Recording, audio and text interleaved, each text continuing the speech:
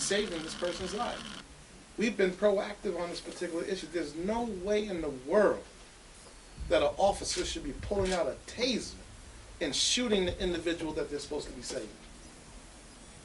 So there's cases, as counsel pointed out, where there's a response to a person who's in mental distress, etc., and a person is going through that type of distress may be combative. We get that, right? And that combativeness is directly aimed towards an officer, correct? We've seen that. Elmore bumpers in New York, and we've seen cases here in Connecticut over the years, right?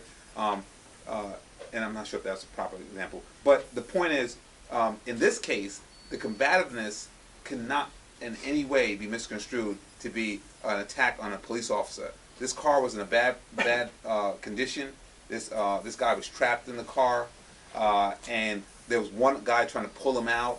So, you know, there was no possible way that you should shoot a taser.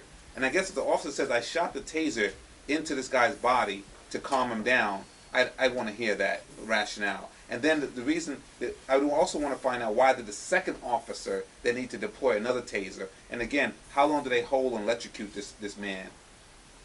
And again, these results are cardiac arrest. That's what happens. So when you have the typical situation when adrenaline is high and you're electrocuting somebody, you're going to bring about cardiac arrest. And if these cops continue to say that tasers are not deadly, they just die from a heart attack, then I guess falling from a 100-story building and hitting the ground is not deadly either. It's just the fact that I hit my head on the ground.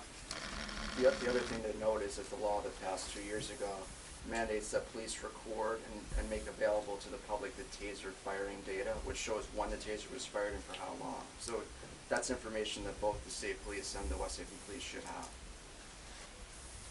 Do you know, are there any tasers in the state or the country that actually have cameras on them that are out used? Yes. In Connecticut? I'm not sure about Connecticut, but it's something that's offered with tasers, and you can find both video of them in use on YouTube as well as the Taser International site. They market them heavily.